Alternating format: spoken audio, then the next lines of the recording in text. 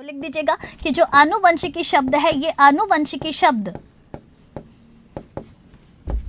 Bateson के द्वारा दिया गया है। तो लिख दीजिएगा कि अगर आपसे पेपर में पूछ ले कि इनमें से ऐसा कौन सा वैज्ञानिक है जिसने आनुवंशिकी या जेनेटिक शब्द दिया है, तो जेनेटिक शब्द को देने वाले हैं आपके बैटसन। लिख दो यहाँ पर बैटसन। आगे बढ़े नेक्स्ट।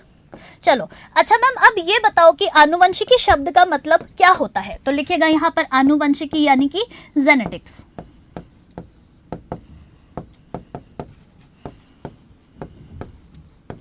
देखिए जेनेटिक्स के अंदर ध्यान रखना कि व्हाट इज जेनेटिक्स। हमसे कोई पूछे कि जेनेटिक्स क्या है तो हम कहेंगे देखो मैम, विज्ञान की वह शाखा जिसमें आनुवंशिकता और विविधता के बारे में साथ साथ अध्ययन होता है उसे हम आनुवंशिकी या फिर जेनेटिक्स के नाम से जानते हैं। तो लिख दीजिएगा कि आनुवंशिकी क्या है। तो लिख दीजिएगा कि विज्ञान की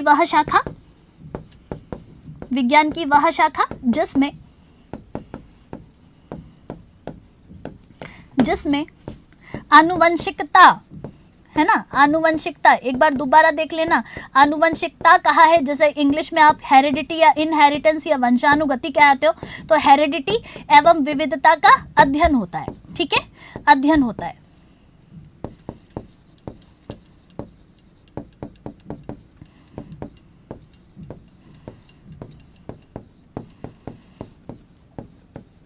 उसे हम आनुवंशिकी के नाम से जानते हैं। ठीक है, अब नेक्स्ट आपसे पूछा जाता है कि एक बात बता दीजिए कि जो आनुवंशिकी है जिसे आप जेनेटिक्स कह रहे हो और जो आनुवंशिकता है जिसे आप हेरिडिटी कह रहे हो, क्या ये दोनों एक ही चीज होती है या अलग अलग चीज होती है। तो हम कहेंगे देखो मैम, जनकों से बच्चों के अंदर या जनकों से संततियों के अंदर पीढ़ी दर पीढ़ी जो लक्षणों का संचरण होता है इसे हम आनुवंशिकता या फिर हेरिडिटी के नाम से जानते हैं। जबकि अगर कोई आपसे ये कहे कि ये बताओ जेनेटिक्स क्या है, तो हम कहेंगे ये तो विज्ञान की एक शाखा है जिसके अंदर हम दो चीज़ों के बारे में पढ़ते हैं। एक तो पढ़ते हैं हेरिडिटी के बारे में और दूसरा पढ़ते हैं वेरिएशन यानी कि विविधता के बारे में। नेक्स्ट थर्ड नंबर पर लिखिएगा, अगर आपसे पूछे कि ये बताइए कि हेरिडिटी शब्द किसने दिया है, तो लिखिएगा यहाँ पर हेरिडिटी शब्द।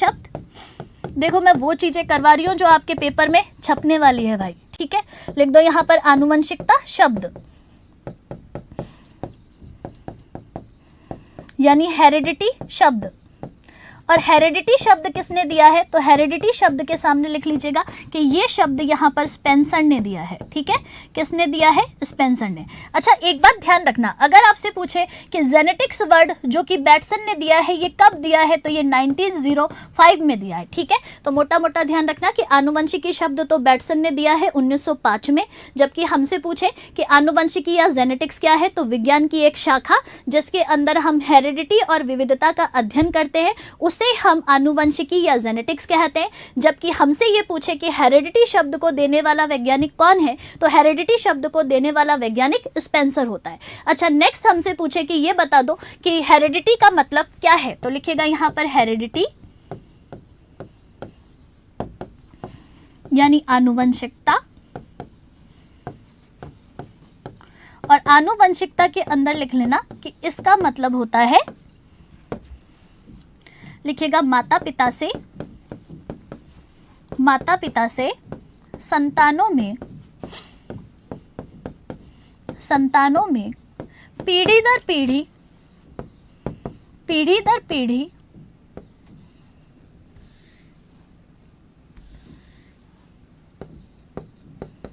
लक्षणों का संचरण।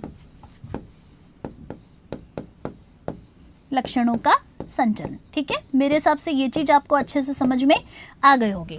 अब हम चलते हैं और बात करते हैं कि भाई आनुवंशिकी के पिताजी कौन है, तो लिखिएगा फादर ऑफ जेनेटिक्स या आनुवंशिकी के जनक। लिखिएगा आनुवंशिकी के जनक और लिखिएगा आनुवंशिकी के जनक ग्रेगर जॉन मेंडल है। लिख दो ग्रेगर जॉन मेंडल है। ठीक है, तो ग्रेगर जॉन मेंडल यहाँ पर आनुवंशिकी के जनक है। ठीक है, इन्होंने ऐसा क्या महान काम किया कि इसे हम आनुवंशिकी के जनक कह रहे, तो हम कहेंगे देखो मैम, इन्होंने 1856 से लगाकर 63 के बीच में मटर के पौधे पर वैज्ञानिक अध्ययन किया था और अध्ययन करने के बाद में पादपों पर संकरण के प्रयोग के नाम से अपना पत्र यहाँ पर एक किताब में छापा था। इसीलिए ग्रेगर जॉन मेंडल को हम आनुवंशिकी या जेनेटिक्स के फादर कहते हैं। तो मेरे हिसाब से ये मोटा मोटा आपको समझ में आ गया होगा। हालांकि मैं आपको बता दूं कि क्लास नंबर 39 और क्लास नंबर 40 में मैं ये सारी चीज़ें आपको पढ़ा चुकी हूँ, इसीलिए मैं सुपरफिशियली यहाँ पर जल्दी जल्दी से इसको कवर करते हुए आगे की तरफ बढ़ रही हूँ। ठीक है, तो लिखेगा यहाँ पर नेक्स्ट, और नेक्स्ट नाम लिखिएगा मेंडल। तो लिखो यहाँ पर आप मेंडल। देखो मेंडल के अंदर आपको कौन कौन से पॉइंट ध्यान रखने हैं, कौन कौन से पॉइंट आपसे पेपर में पूछे जाते हैं। तो सबसे पहले तो ध्यान रखना कि आपसे ये पूछ सकते हैं कि इसका जन्म कब हुआ और कहाँ हुआ। तो लिखिएगा कि इसका जन्म 22 जुलाई 1822 में हुआ। ठीक है, तो लिख दीजिएगा कि मेंडल का जो जन्म है, ये मेंडल का जन्म 22 जुलाई यहाँ पर 1822 में हुआ। अच्छा, कहाँ पर हुआ, तो ध्यान रख लीजिएगा कि इनका जन्म एक देश में हुआ है। इस देश का नाम क्या है, तो देश का नाम ध्यान रख लीजिएगा कि देश का नाम हो जाएगा ऑस्ट्रिया। अच्छा, आपसे पूछे कि प्रांत का नाम क्या है, तो प्रांत का नाम लिख दीजिएगा हेंजेंडॉर्फ। और गांव का नाम अगर पूछे तो गांव का नाम ध्यान रख लीजिएगा सिलीसियन। ये तीनों चीजें ध्यान रख लीजिएगा। एक बार राजस्थान के पेपर में ही ये पूछा गया है कि मेंडल का जो गांव है, ये गांव कौन सा है, तो गांव का नाम ध्यान रखना है, इसके गांव का नाम है सिलीसियन। आगे बढ़िएगा, नेक्स्ट सेकंड नंबर पर लिखिएगा। सेकंड नंबर पर देखिए, यहाँ पर तो इनका जन्म हुआ, लेकिन आपसे पूछे कि इनकी जो कर्म भूमि है, ये कर्म भूमि क्या रही है, तो ध्यान रख लीजिएगा कि मेंडल की जो कर्म भूमि है ये ब्रुन रही है। तो लिख दीजिएगा कि ऑस्ट्रिया देश में ही एक शहर है जिसका नाम है ब्रुन शहर। इस ब्रुन शहर के मेंडल पादरी हुआ करते थे। तो ध्यान रख लेना कि ब्रुन शहर में एक चर्च हुआ करता था, इस चर्च के ये पादरी यानी कि फादर थे। ठीक है, लिख दो कि आपसे पूछ ले कि मेंडल का डेजिग्नेशन क्या है, मेंडल कौन से पद पर थे, तो मेंडल ब्रुन शहर में एक चर्च होता था, इस चर्च के पादरी अर्थात फादर रहे हैं। थर्ड नंबर पर आपसे पूछ सकते हैं कि ये बताइए कि मेंडल ने किन किन पौधों पर प्रयोग किए हैं। तो लिख दीजिएगा कि मेंडल के जो प्रयोग है, ये मेंडल के प्रयोग 2 चीज़ों पर मेनली आपसे पेपर में पूछे जाते हैं। एक नंबर पर तो लिख दीजिएगा उद्यान मटर, या जिसे आप पाइसम सेटाइवम कहते हो, ये भी आपसे परीक्षा में पूछा गया है और जिसमें ये सफल हुए थे। और दूसरा लिख दीजिएगा एक और पौधा जिस पर इन्होंने प्रयोग किए, जिसका नाम है हेराशियम। ठीक है, हेराशियम। अच्छा, एलडीसी की परीक्षा में यही प्रश्न आया था कि मेंडल ने उद्यान मटर के अलावा किस पर प्रयोग किया है, तो मेंडल ने उद्यान मटर के अलावा हेराशियम पौधे पर प्रयोग किया है। तो मेरे हिसाब से ये चीज़ भी आपको समझ में आ गई होगी। चलो अब लिखते हैं यहाँ पर चौथे नंबर पर। चौथे नंबर पर लिखिएगा कि मेंडल के जो प्रयोग है, ये मेंडल के प्रयोग कब हुए हैं। तो लिख दीजिएगा कि मेंडल के मटर के पौधे पर प्रयोग, मटर के पौधे पर प्रयोग। और लिख दीजिएगा कि मेंडल के मटर के पौधे पर जो प्रयोग है, ये प्रयोग हुए हैं 1856 से लगा करके 63 के बीच में। तो ध्यान रख लीजिएगा कि लगातार 7 सालों तक मेंडल ने मटर के पौधे पर प्रयोग किया है। ये भी आपसे पेपर में पूछा जाता है। अगेन बढ़िएगा, 5वें नंबर पर लिखिएगा। अब जब इन्होंने प्रयोग कर लिया तो 1865 में इन्होंने इसकी एक रिपोर्ट बना ली, एक पत्र बना लिया, और 1866 के अंदर ब्रून शहर के अंदर एक सोसाइटी थी जिसका नाम था नेचुरल हिस्ट्री सोसाइटी ऑफ ब्रून। इसकी एक मैगजीन यानी पत्रिका निकलती थी, इसी में मेंडल के प्रयोगों को छापा गया था। तो लिख दीजिएगा कि जो मेंडल के प्रयोग है, ये मेंडल के प्रयोग कौन सी पत्रिका में छपे हैं। तो लिख दो कि मेंडल के जो प्रयोग है ये कौन सी पत्रिका में छपे हैं। तो पत्रिका का नाम ध्यान रखिएगा, natural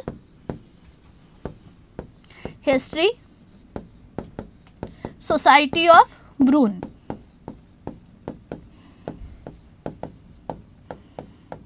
society of Brunn. Second number पर लिखिएगा। अच्छा, आपसे पूछे कि मेंडल के जो प्रयोग है, ये प्रयोग कौन से पत्र के रूप में छपे हैं, मतलब कौन से पेपर के रूप में छपे हैं। तो इस पेपर का नाम लिख लीजिएगा, लिखिएगा पादपों पर संकरण के प्रयोग। तो पादपों पर संकरण के प्रयोग शीर्षक के नाम से इनका पत्र छपा है। तो लिख दो कि पादपों पर संकरण के प्रयोग। इस शीर्षक के द्वारा, मतलब इस शीर्षक के साथ में इनका जो पत्र है, ये पत्र इस पत्रिका में 1866 में छपा था। अब बात आती है कि मैम एक बात तो बताओ कि मेंडल जब जी रहे थे, जिंदा थे, तो उस समय में उनके कार्यों के लिए उनको कोई पहचान मिली थी क्या? तो मेंडल को जीते जी उनके कार्यों के लिए कोई पहचान नहीं मिली, कोई रिवॉर्ड नहीं मिला। जब फाइनली मेंडल की मृत्यु हो जाएगी तो मृत्यु के बाद में 3 वैज्ञानिक आएंगे और इनके नियमों को फिर से खोजेंगे, और इसी को आप यहाँ पर मेंडल के नियमों की खोज करना कहते हो। तो लिख दो यहाँ पर कि मेंडल की मृत्यु कब हुई, तो सीधा सीधा लिख दो कि मेंडल की मृत्यु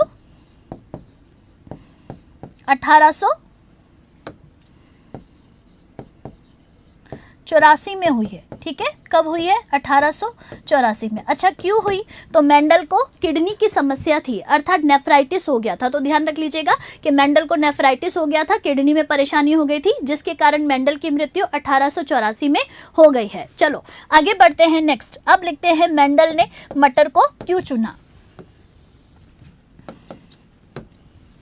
लिखिए, मेंडल ने मटर को क्यों चुना।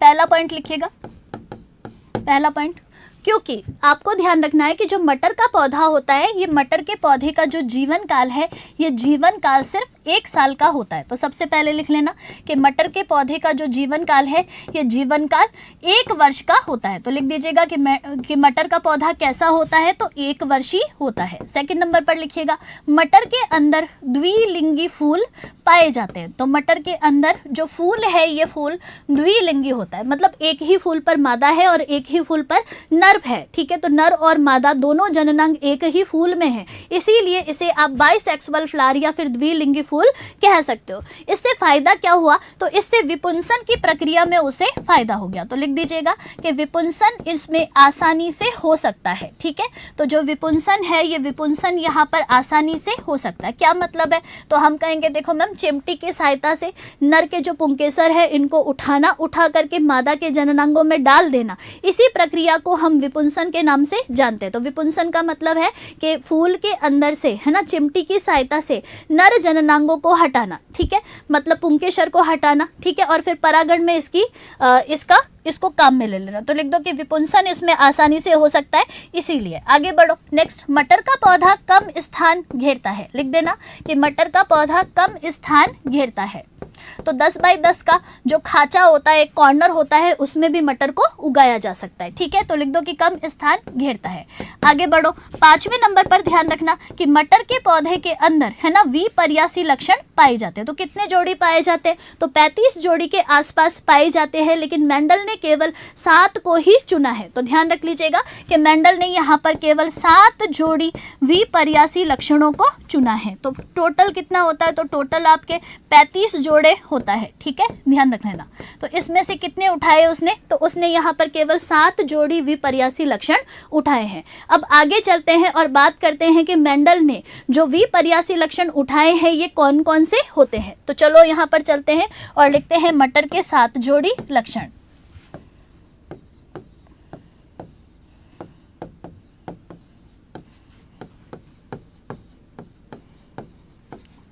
क्लास नंबर 39 और क्लास नंबर 40 को देख लेना। ठीक है, वही पढ़ा रही हूँ मैं आपको, उसके आगे का मुझे पढ़ाना है जो मैं आपको पढ़ा के जाऊंगी। लिख दो यहाँ पर मटर के 7 जोड़ी विपर्यासी लक्षण। अच्छा, ये क्लास उन विद्यार्थियों के लिए है जो लगातार कह रहे हैं कि मैम हमें आनुवंशिकी वाला जो चैप्टर है, ये दोबारा करवाओ या फिर हमें पहली बार कराओ, क्योंकि कुछ एक विद्यार्थी नए हैं जिन्होंने पहली बार ही पढ़ा होगा। तो पहली बार पढ़ने वालों के लिए भी ये क्लास है और पहले से पढ़े हुए बच्चों के लिए भी ये क्लास है। ठीक है, ध्यान रख लेना। चलो, तो मटर के 7 जोड़ी लक्षण क्या है, तो एक बार लिख दीजिएगा कि मटर के 7 जोड़ी लक्षण क्या है। तो लिख देती हूँ यहाँ पर, लिखो लक्षण, एक तरफ लिखना प्रभावी और दूसरी तरफ लिखना अप्रभावी। अप्रभावी। देखो, तो पहला लक्षण लिखना, पहला लक्षण होता है लंबाई का लक्षण। ठीक है, लंबाई का लक्षण। तो आपसे पूछे कि मटर का पौधा जो होता है इसका पहला लक्षण मेंडल ने क्या लिया, तो पहला लक्षण यहाँ पर लंबाई का लिया। अच्छा, कुछ पौधे होते हैं लंबे, तो जो लंबापन है ये लंबापन यहाँ पर प्रभावी लक्षण होगा, जबकि बौनापन यहाँ पर अप्रभावी लक्षण हो जाएगा। तो ये तो मैंने आपको पहले ही पढ़ा रखा है, तो दोबारा मैं एक बार फटाफट से इसको खींच देती हूँ, ठीक है। तो जो पहली बार पढ़ रहे हैं उनके लिए बेनिफिशियल होगा। तो लिख दो कि मटर का पौधा जो होता है इसकी लंबाई कभी कभी लंबी होती है, तो प्रभावी लक्षण जो होते हैं ये प्रभावी लक्षण लंबापन होगा और अप्रभावी लक्षण यहाँ पर बौनापन हो जाएगा। सेकंड नंबर में लिखिएगा, सेकंड नंबर पर लिखिए मटर का बीज, मटर का बीज।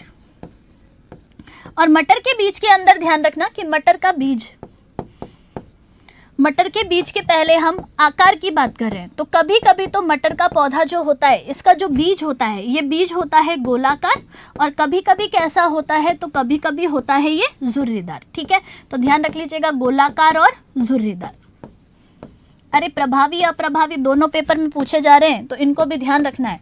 थर्ड नंबर पर लिखिएगा, लिखिए बीज, बीज और बीज का अब लिखिएगा रंग, लिखिएगा रंग। तो कभी कभी तो जो मटर का बीज होता है ये मटर का बीज होता है पीला, है ना, पीला। तो आपको लगेगा नहीं, लेकिन आपको मानना है कि जो पीला रंग है ये पीला रंग ही यहाँ पर प्रभावी होगा। और कभी कभी मटर का जो बीज है ये बीज होता है हरा। चलो आगे बढ़ते हैं, नेक्स्ट चौथे नंबर पर लिखिएगा, लिखिएगा फली, फली। तो कभी कभी तो मटर की फलियाँ जो होती है ये फलियाँ होती है बढ़िया एकदम हरे रंग की, तो पहला लिख देना हरा।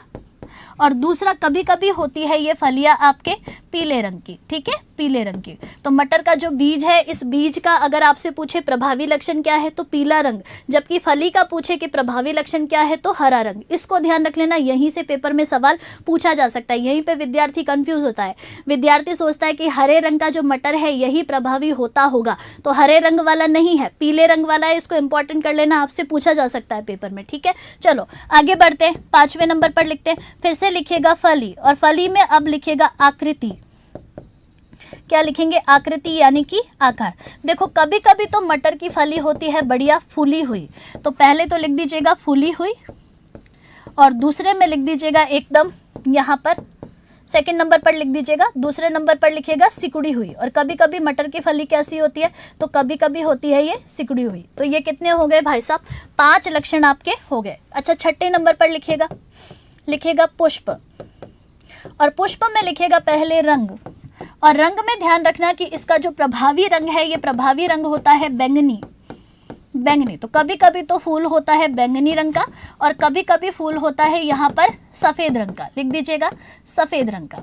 अगेन आगे बढ़िए, नेक्स्ट 7वें नंबर पर लिखिएगा पुष्प, और पुष्प में लिखेगा स्थिति। और आपको एक बात और बता दूं, हाल ही में राजस्थान की परीक्षा में इस पर सवाल आया हुआ है, तो लिख दीजिएगा पुष्प, और पुष्प की स्थिति में लिखिएगा 1 नंबर पर कि कभी कभी तो जो फूल है ये फूल स्थित होता है कक्ष में, अर्थात एक्सियल, इंग्लिश में भी ध्यान रखना। और कभी कभी ये स्थित होता है अंतिम, है ना, यानी अग्रस्त। इंग्लिश में बोलोगे टर्मिनल और हिंदी में बोल रहे हो अग्रस्त, ठीक है। तो कभी कभी ये स्थित होता है अग्रस्त यानी टर्मिनल पॉइंट पर, ठीक है। तो ये 7 जोड़ी लक्षण मेंडल ने मटर के पौधे के उठाए थे। अब इन 7 जोड़ी लक्षणों को मेंडल क्या करेगा, उठाएगा और आपस में संकरण करवा लेगा, ठीक है। तो चलते हैं आगे, नेक्स्ट आनुवंशिकी।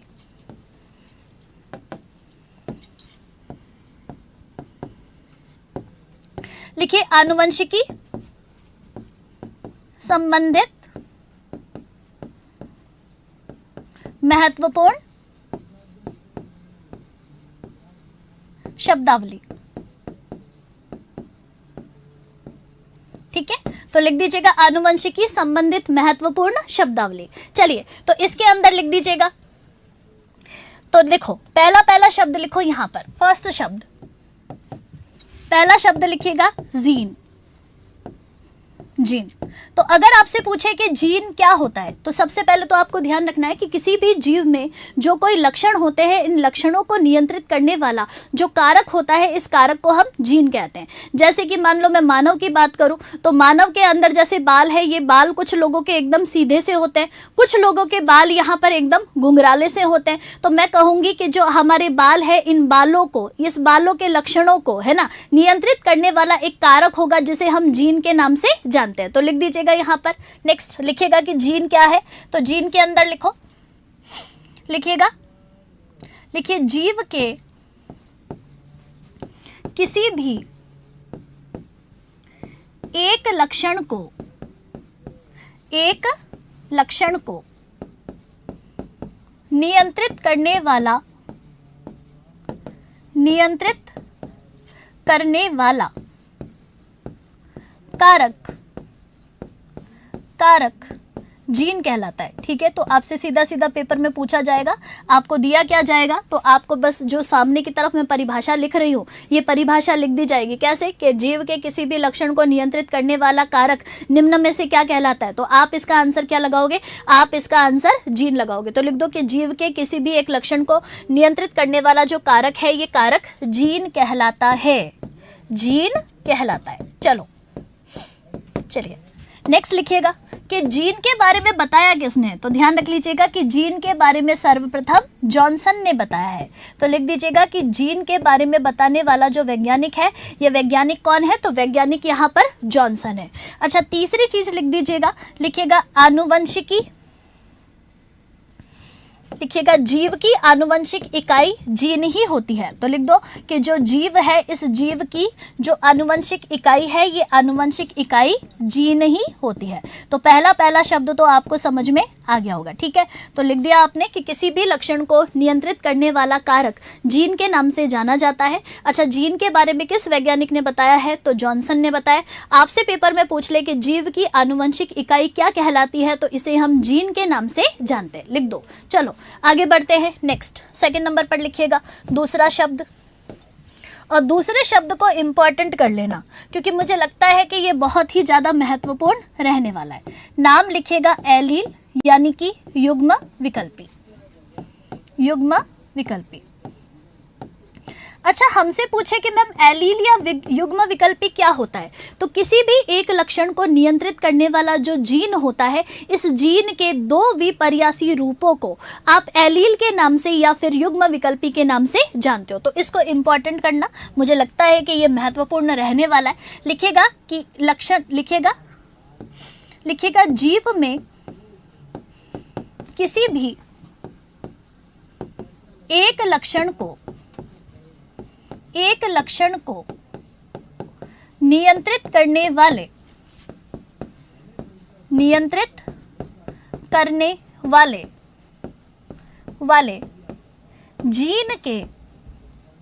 जीन के दो विपर्यासी रूप, दो विपर्यासी रूप एलील कहलाते हैं। क्या कहलाते हैं, एलील या युग्म विकल्पी के नाम से जाने जाते हैं। लिख दो, इसको आप क्या कहोगे, युग्म विकल्पी या एलील के नाम से जानोगे। तो रट लेना भाई कि भाई कोई भी लक्षण हो, इस लक्षण को नियंत्रित करने के लिए एक जीन है, और इसी जीन के जो दो विपरीत रूप होते हैं, जो दो कॉन्ट्राडिक्टिव कैरेक्टर्स होते हैं, इनको हम क्या कहते हैं, इनको हम एलील या युग्म विकल्पी के नाम से जानते हैं।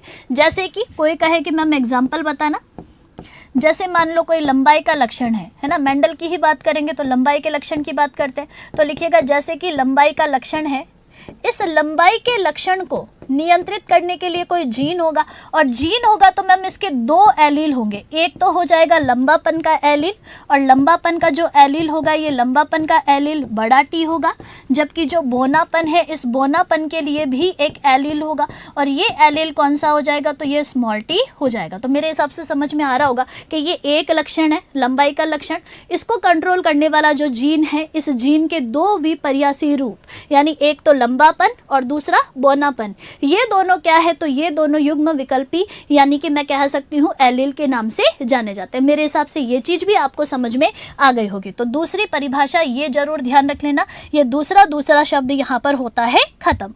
तीसरे नंबर पर चलो, तीसरे नंबर पर। और तीसरे नंबर पर लिखिएगा होमोजाइगस,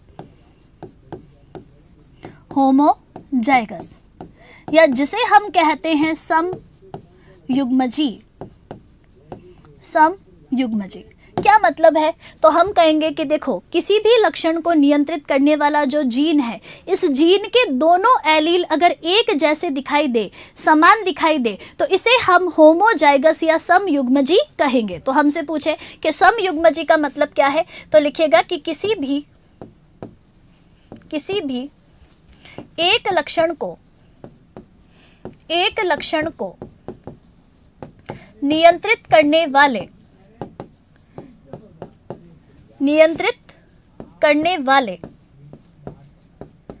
जीन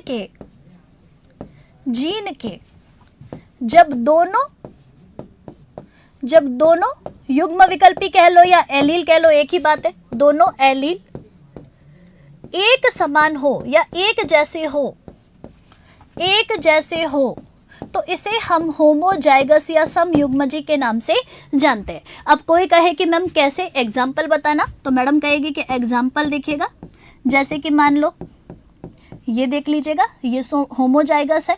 अच्छा, जैसे ये देख लीजिएगा, ये भी समयुग्मजी है। जैसे ये देख लीजिएगा, ये भी क्या है, समयुग्मजी। तो हमने कहा कि किसी भी लक्षण को नियंत्रित करने वाला जो जीन होता है, इस जीन के दोनों एलील जब एक जैसे हो, जैसे ये 2 बड़े टी है, 2 बड़े आर है और 2 बड़े टी, मतलब 2 छोटे टी है, तो मैम ये दोनों एक जैसे हैं, इसीलिए इन्हें हम समयुग्मजी या होमोजाइगस के नाम से जानते हैं। तो तीसरे नंबर पर लिख दीजिएगा कि होमोजाइगस या समयुग्मजी का मतलब क्या होता है। चौथे शब्द पर चलते हैं, चौथा शब्द पर चलिएगा, लिखिएगा हेटेरोजाइगस, हेटेरोजाइगस। अच्छा, हेटेरोजाइगस को हम क्या कहते हैं? तो हेटेरोजाइगस को हम विषम युग्मजी कहते हैं। तो लिखिएगा विषम युग्मजी।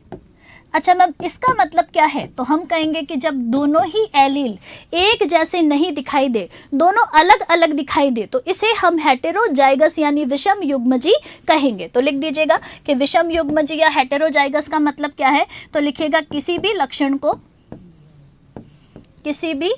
लक्षण को नियंत्रित करने वाले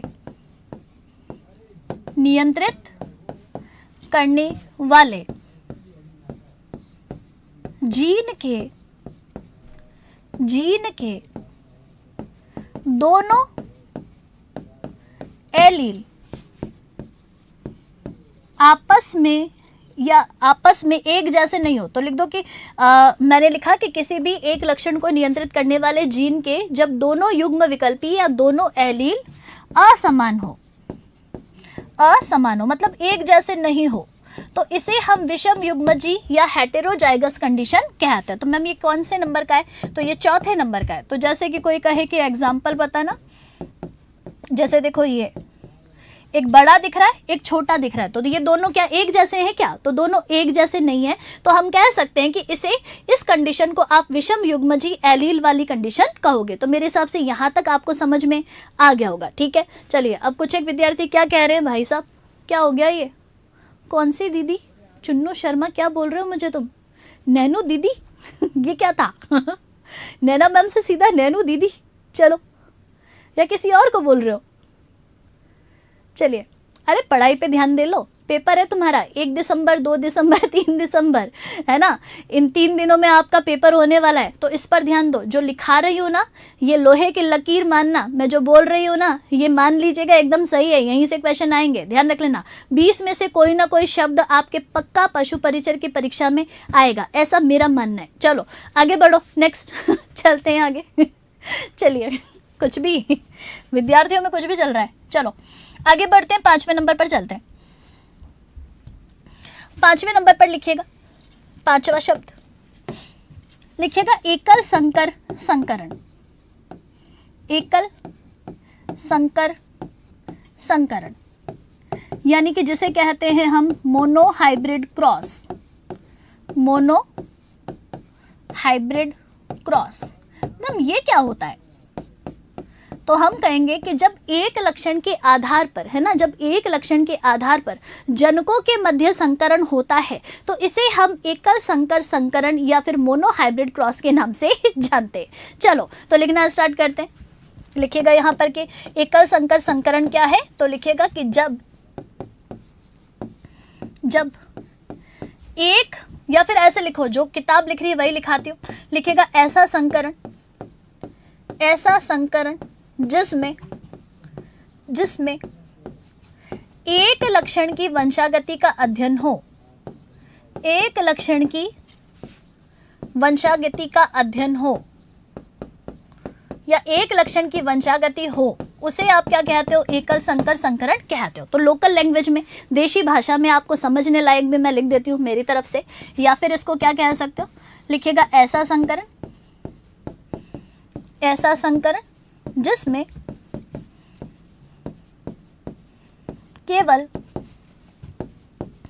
एक लक्षण के आधार पर जनकों के मध्य संकरण हो रहा हो, आधार पर संकरण होता हो, इसे हम क्या कहते हैं, मोनो हाइब्रिड क्रॉस कहते हैं। जैसे कि आज ही मैं आपको लिखाऊंगी कि मेंडल ने जब मोनो हाइब्रिड क्रॉस करवाया, यानी एकल संकर संकरण प्रयोग करवाया, तो उसने खाली एक लक्षण उठाया, और लक्षण किसका उठाया, लंबाई का। तो लंबाई क्या है, तो लंबाई एक लक्षण है। तो एक लक्षण के आधार पर जब जनकों के मध्य में यहाँ पर क्रॉस कराया जाता है तो इसे हम एकल संकर संकरण के नाम से जानते हैं। तो अब क्या करेंगे, तो मैम अब एकल संकर संकरण आ गया, तो अब मैम डाई हाइब्रिड क्रॉस आ जाएगा, ट्राई हाइब्रिड क्रॉस आ जाएगा, और लास्ट बहुशंकर संकरण आ जाएगा। तो तीन शब्द तो इसी से जुड़ जाएंगे। तो छठा, सातवां, आठवां तो बहुत ही आसान है। आ जाओ, चलो चलते हैं यहाँ पर 6 नंबर पर। तो 6 नंबर पर चलिएगा। लिखिए द्विसंकर संकरण प्रयोग, सॉरी द्विसंकर संकरण, शब्द पढ़ रहे हैं ना हम। तो लिखिएगा द्विसंकर संकरण यानी dihybrid cross. Dihybrid cross क्या मतलब है, तो मैम सेम कहानी, इस बार कितने लक्षण लेने हैं, 2 लक्षण लेने हैं। तो लिख दीजिएगा, लिखिए ऐसा संकरण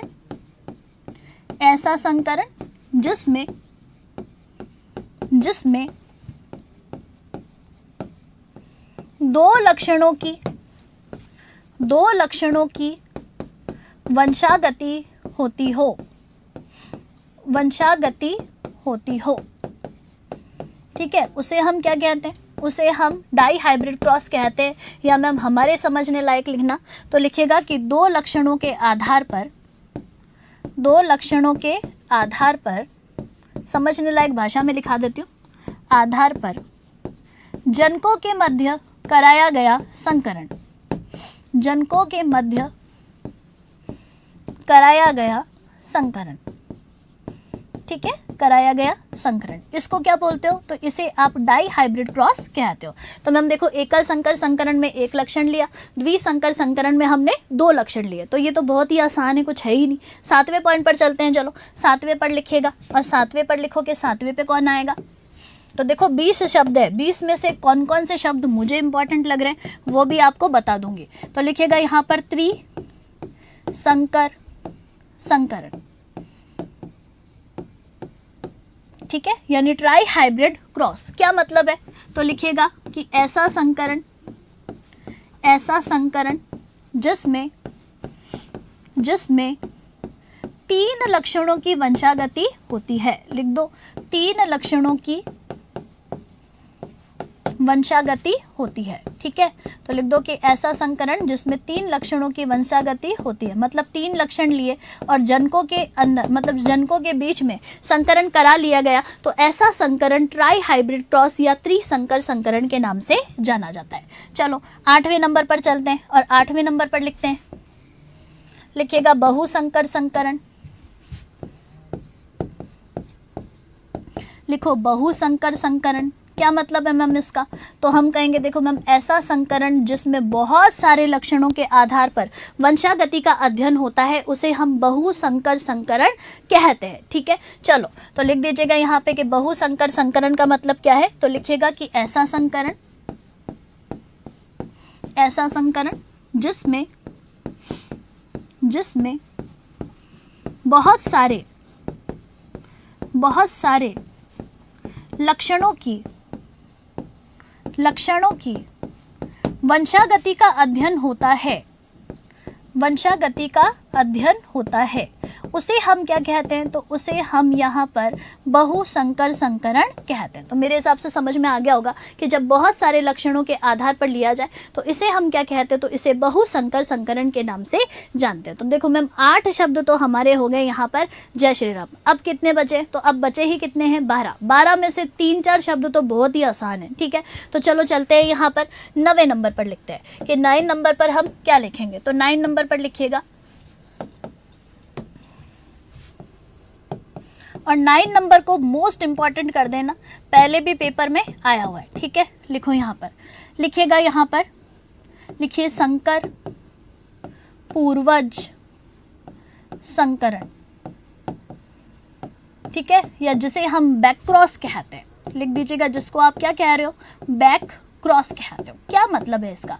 तो हम कहेंगे देखो मैम, जब 2 जनकों के बीच में संकरण होता है तो इससे एक संतति प्राप्त होती है ना, एक संतति प्राप्त होती है, और ये संतति पहली पीढ़ी की होती है, यानी F1 पीढ़ी की होती है। तो अगर हमसे पूछे कि मैम संकर पूर्वज संकरण का मतलब क्या है, तो ऐसा संकरण जिसमें F1 पीढ़ी की जो संतति है, इनका संकरण है ना, इनका संकरण अपने जनकों में से चाहे तो प्रभावी हो चाहे अप्रभावी हो, दोनों में से किसी एक के साथ हो, उसे हम संकर पूर्वज संकरण के नाम से जानते हैं। मेरे हिसाब से ये चीज आपको समझ में आ गया होगा। चलो स्टडी विद देव। मैम मैं आनुवंशिकी वाले चैप्टर में कंफ्यूज हो रहा हूँ कि खाली आनुवंशिकी शब्दावली आएगी या पूरा चैप्टर आएगा। तो मैडम कहेगी कि देखो कक्षा 10 की जो आपकी बुक है राजस्थान बोर्ड की, उसके अंदर तो मोटा मोटा जो लिखा हुआ है वो मैं लिखा रही हूँ। तो जो बोर्ड पर लिखा जा रहा है, जो पुरानी 2 क्लासें थी देखी होगी आपने ना, 39 और 40 नंबर की, कल आपकी आधे घंटे का ही सेशन रहा था, मैंने बताया था, बहुत इंपॉर्टेंट मीटिंग थी तो उसमें हमें जाना पड़ा था। और आज की क्लास है ना, इन सारी क्लासों को देख लोगे तो यही आपके पेपर में आएगा, ठीक है। तो मेरे हिसाब से समझ में आ रहा होगा कि शब्दावली ज़्यादा इंपॉर्टेंट है, क्योंकि शब्दावली से सीधा सीधा सवाल आएगा, ठीक है। और इसके अलावा मैं कह सकती हूँ कि हो सकता है कि मेंडल के क्रॉस में से भी कोई 2-4 सवाल आपसे पूछ लिए जाए, ठीक है। तो प्रश्न तो अच्छे ही आएंगे आपके विज्ञान में, ऐसे मत सोचिएगा कि विज्ञान से कम सवाल आने वाले हैं, बहुत प्रश्न आने वाले हैं। आपको पता है ना, पशुपालन का भाग तो हुआ है कम, और बाकी के सब्जेक्ट्स का जो वेटेज है क्या हो गया, ये बढ़ गया। आपको मालूम ही होगा, इस बात की जानकारी आपको ऑलरेडी है नवीनतम सिलेबस में, ठीक है। तो लिखो यहाँ पे संकर पूर्वज संकरण, इसमें लिखिएगा, लिखिए जब F1 पीढ़ी का संकरण अपने प्रभावी या अप्रभावी जनकों में से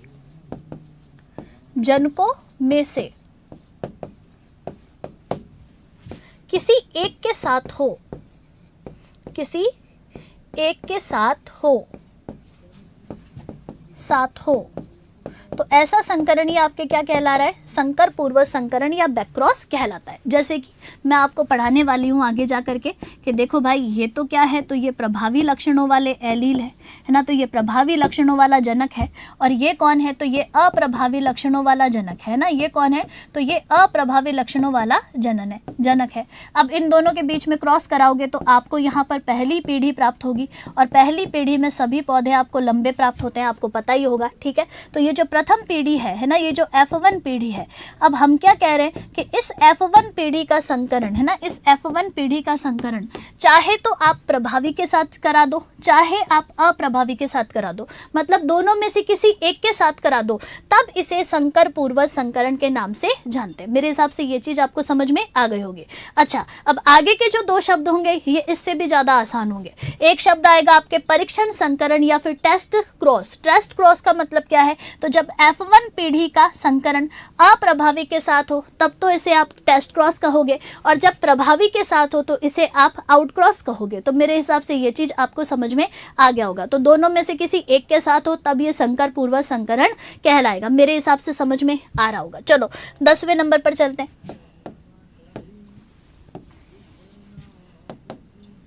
10th नंबर पर लिखिए, लिखिएगा 10वें नंबर पर।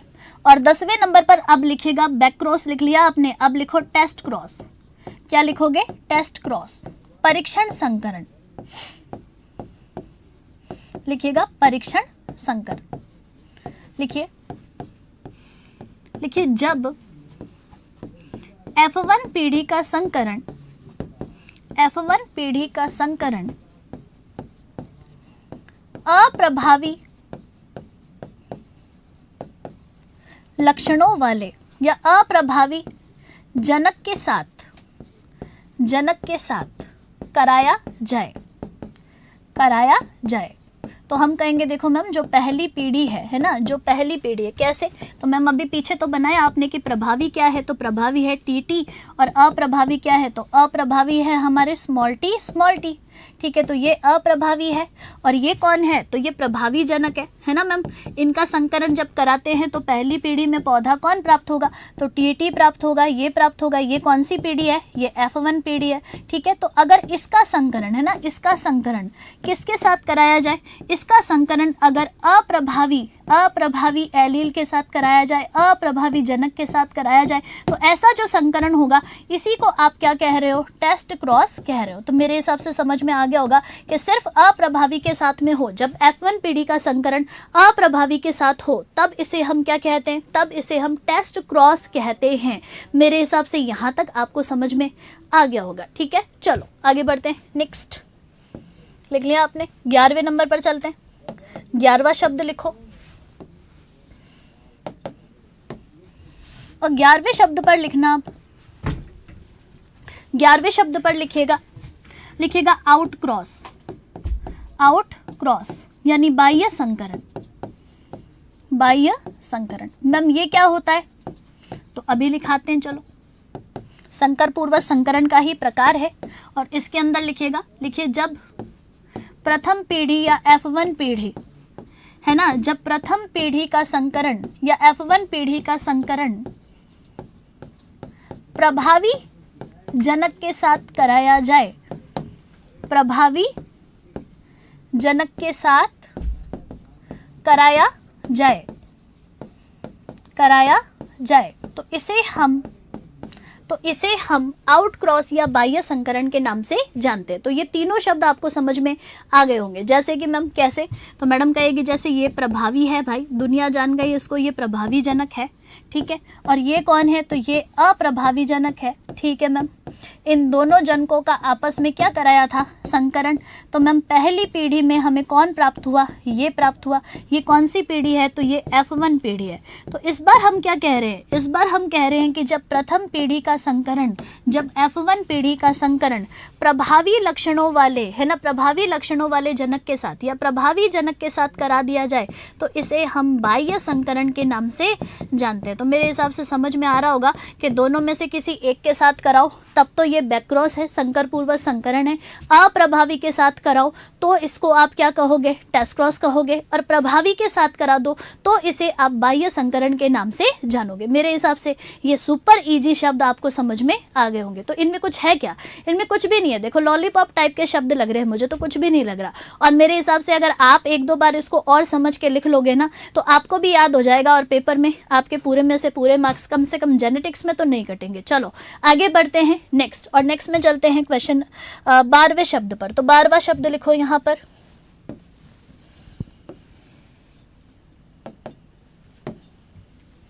लिखिए पहले लिखिएगा एक बार आप लक्षण प्रारूप, लिखिए लक्षण प्रारूप, या जिसे हम क्या कहते हैं, फिनोटाइप कहते हैं, फिनोटाइप कहते हैं। तो एक बार यहाँ तक थोड़ा सा नोट करिएगा, मैं एक बार थोड़ा सा पानी वगैरह पी लेती हूँ फिर आगे बढ़ते हैं। ठीक है, तो एक बार थोड़ा सा पानी पी लेते हैं फिर चलते हैं। ठीक है,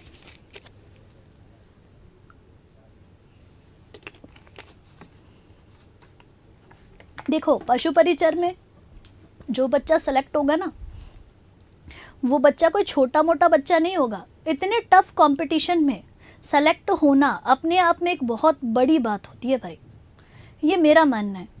ठीक है, ये मेरा मानना है, आपका तो न जाने क्या मानना होगा, लेकिन मेरा तो यही मानना है कि इतने टफ कंपटीशन में अगर कोई बच्चा नंबर लेके आ रहा है तो ये बहुत बड़ी बात है।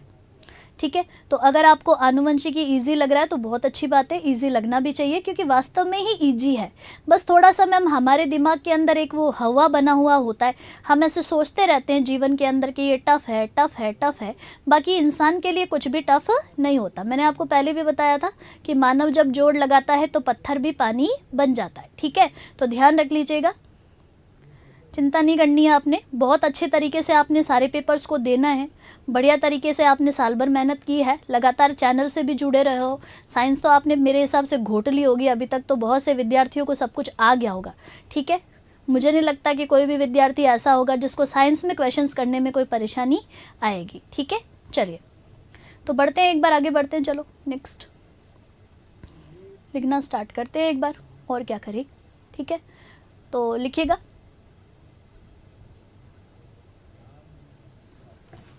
लिखिए लिखिए किसी भी जीव की बाह्य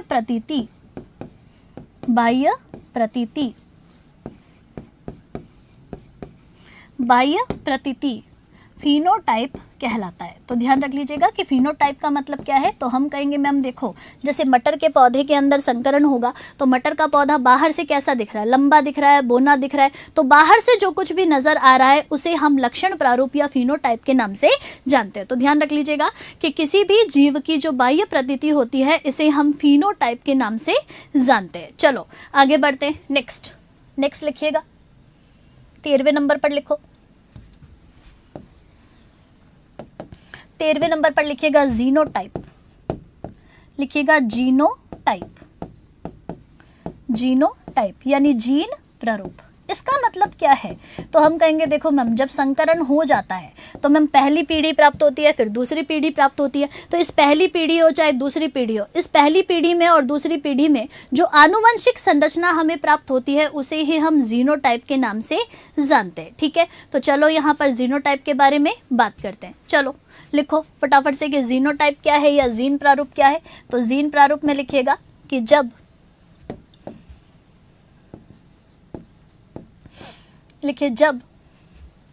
जीव की, या फिर लिखिएगा जीव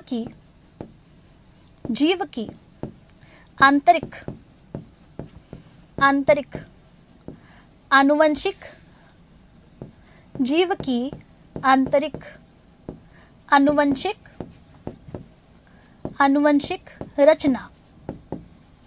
रचना जीनोटाइप के नाम से जानी जाती है। तो ध्यान रख लीजिएगा, जीनोटाइप या जीन प्रारूप का मतलब क्या है। तो हम कहेंगे मैम किसी भी जीव की जो आनुवंशिक संरचना है उसे हम क्या कहते हैं, तो उसे हम जीनोटाइप कहते हैं। उसे हम क्या बोलेंगे, जीनोटाइप कहते हैं। चलो आगे बढ़ते हैं नेक्स्ट। तो 13वें नंबर पर आपका जीनोटाइप भी क्या हो गया, खत्म हो गया। चलो 14 नंबर पर चलिएगा, 14वें नंबर पर चलो, और 14वें नंबर पर लिखिएगा जनक पीढ़ी। अच्छा, हमसे पूछे कि मैम ये बताओ कि जनक पीढ़ी का मतलब क्या है। तो हम कहेंगे कि जो जनक होते हैं, है ना, जो जनक होते हैं, इन जनकों का मतलब क्या है। तो हम कहेंगे देखो मैम, संतति को प्राप्त करने के लिए जिन जीवों के बीज में संकरण होता है उसे हम जनक पीढ़ी के नाम से जानते हैं। तो हमसे पूछ ले कि ये बता दो कि जो हमारा जनक पीढ़ी है, इस जनक पीढ़ी का मतलब क्या है। तो हम कहेंगे कि देखो मैम कह सकते क्या है, क्या कह रहे हो भाई, क्या हो क्या रहा है यहाँ पे। मैम आपकी आंखें नहीं है क्या, जाट आ गया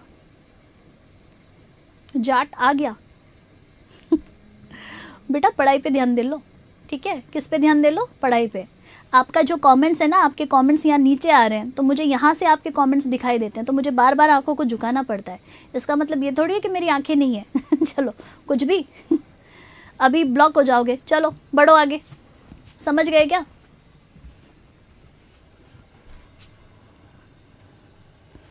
बढ़ो, लिखिए जनक पीढ़ी में लिखिएगा।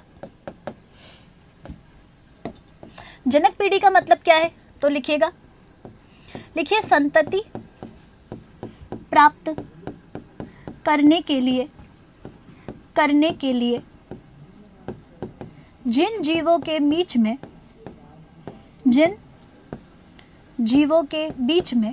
जीवों के मध्य संकरण कराया जाता है, संकरण कराया जाता है,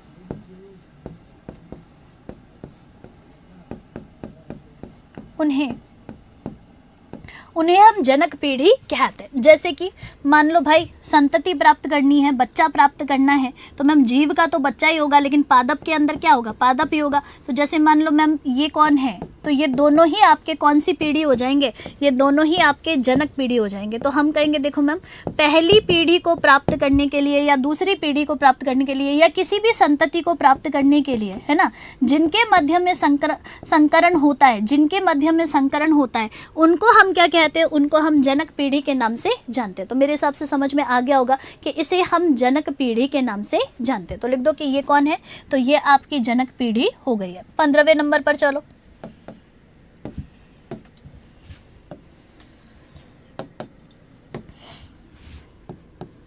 लिखिएगा F1 पीढ़ी, F1 पीढ़ी। तो जब दो जनकों के मध्य संकरण कराया जाए तो जो पहली पीढ़ी प्राप्त होती है उसी को हम F1 पीढ़ी कहते हैं। तो लिख दीजिएगा कि जब दो जनकों के मध्य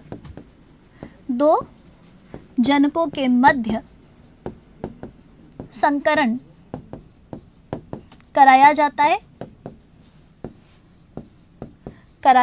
है तो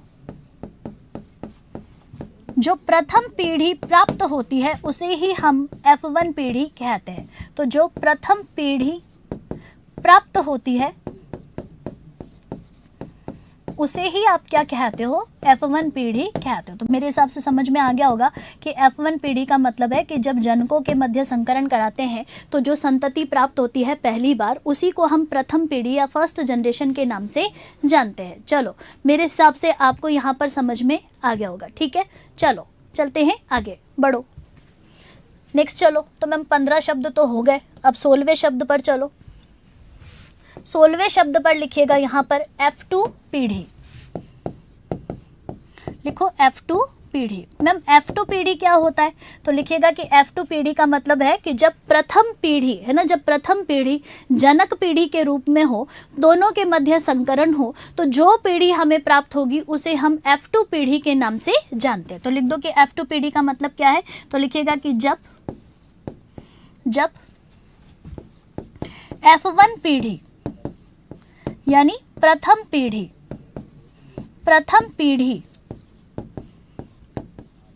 जनक पीढ़ी हो और इनके मध्य संकरण कराया जाए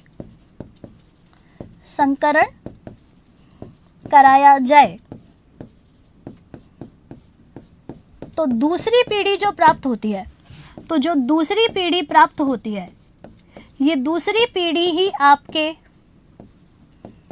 F2 पीढ़ी के नाम से जानी जाती है। तो मैम ये तो बहुत ही सरल है, इसमें तो कुछ ज़्यादा समझने लायक है भी नहीं, ठीक है। तो F1 पीढ़ी, F2 पीढ़ी और जनक पीढ़ी, ये तीनों शब्द आपको बहुत अच्छे से समझ में आ गए होंगे। चलो आगे बढ़ते हैं और नेक्स्ट लिखते हैं 17वें नंबर को, ठीक है। तो 17 नंबर पर लिखते हैं, चलो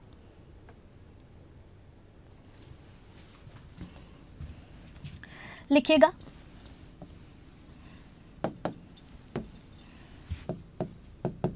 लिखिए एकल संकर अनुपात, ठीक है। तो मोनोहाइब्रिड रेशियो, इसका मतलब क्या है, तो जब मैम एकल संकर संकरण होता है तो उसमें जो अनुपात हमें प्राप्त होता है उसी को हम एकल संकर अनुपात कहते हैं। तो लिख दीजिएगा कि एकल संकर अनुपात का मतलब क्या है, तो लिखिएगा कि जब एकल संकर संकरण कराया जाता है तो जो अनुपात प्राप्त होता है उसे हम क्या कहते हैं, उसे हम एकल संकर अनुपात कहते हैं। मेरे हिसाब से समझ में आ गया होगा कि मोनोहाइब्रिड क्रॉस करा दो, उसके बाद में जो रेशियो प्राप्त होता है उसी को आप मोनोहाइब्रिड रेशियो या एकल संकर अनुपात के नाम से जानते हो। तो मेरे हिसाब से यहाँ तक तो आपको समझ में आ गया होगा, ठीक है, चलो आगे बढ़ते हैं नेक्स्ट 18वें नंबर पर। चलो, ये विक्रम, आप तो हमारे पुराने स्टूडेंट हो, आज आपको क्या हो गया है भाई?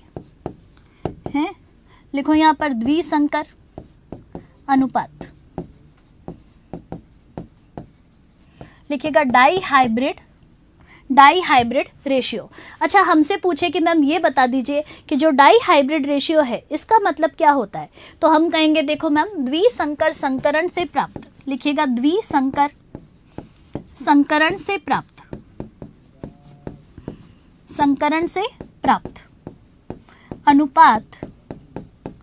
अनुपात डाई हाइब्रिड रेशियो के नाम से जाना जाता है, यानी कि द्विसंकर अनुपात के नाम से जाना जाता है। मेरे हिसाब से ये शब्द भी आपको समझ में आ गया होगा। चलो आगे बढ़ो, 19वें नंबर पर चलते हैं। 19वें नंबर पर चलिएगा, तो बस अब हम पहुंचने ही वाले हैं, ख़त्म करने ही वाले हैं इसको। तो 19वें नंबर पर